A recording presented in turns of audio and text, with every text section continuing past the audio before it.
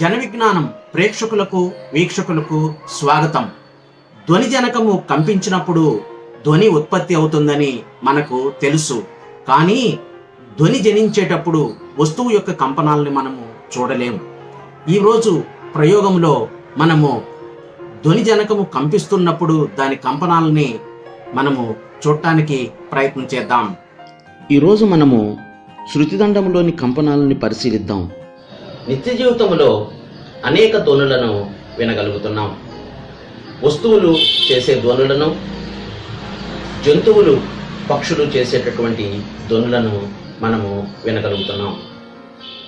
వస్తువులు కింద పడినప్పుడు లేదా ఏదో పని చేస్తున్న సందర్భాల్లోనూ అవి కంపించటం మూలాన ఆ ధ్వనులు ఉత్పత్తి అవుతున్నాయి. జంతువులు పక్షులు వాటి స్వరపేటికలు కంపింపజేసి శబ్దాలను ఉత్పత్తి చేస్తున్నాయి. మనకి కంపనాల వలన శబ్దం ఉత్పత్తి అవుతుంది అనేది తెలుసు. మరి కంపనాలని మనము చూడగలిగామా? ఈరోజు ప్రయోగంలో మనము కంపనాలని చూద్దాం. ఈ ప్రయోగానికి కావలసిన వస్తువులు: శృతి దండము. ఇది వయ్యాకారంలో ఉన్నది. దీనికి 2 భుజాలు ఉన్నాయి. ఈ 2 భుజాలని కంపింపజేయవచ్చు.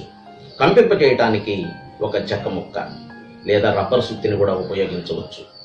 మరి ఈ కంపనాలు వినటానికి, కంపిస్తున్నప్పుడు వినటానికి ఒక లోహపు పాత్రని తీసుకున్నాం. చూడటానికి, ఈ కంపనాలను మనం చూడటానికి ఒక థర్మోకోల్ బాల్ని దారానికి వేలాడదీసి ఒక స్టాండ్కి అమర్చాం. చూద్దామా?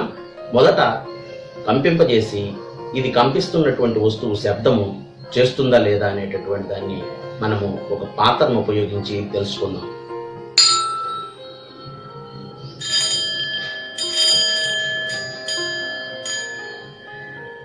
శబ్దం వినపడింది కదా, అంటే ఇది కంపనాలు చేస్తుంది.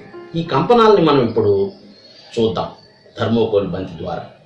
మరలా ఈ శృతిదండాన్ని చెక్కతోటి మనం కంపింపచేద్దాం.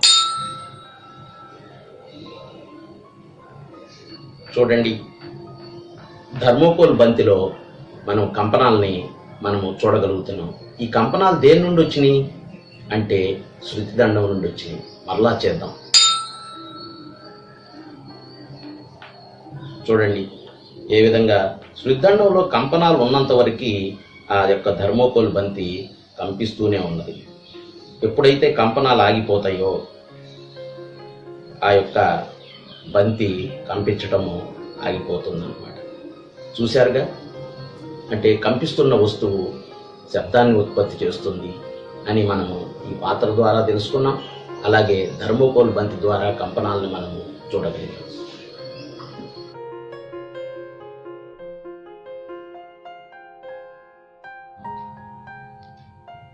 గాజు పాత్రలో నీరు, శృతిదండము చెక్క ముక్కతో చేద్దాం. మొదట చెక్క ముక్కతో శృతిదండాన్ని కంపింపజేసి నీటి ఉపరితలానికి తాకిద్దాం. చూడండి ఏం జరుగుతుందో.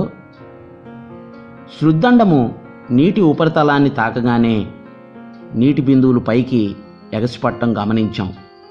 దగ్గరగా చూడండి, అదిగో నీటి బిందువులు ఎగసిపట్టం గమనించాం. మరలా చేద్దాం ఇదే ప్రయోగాన్ని.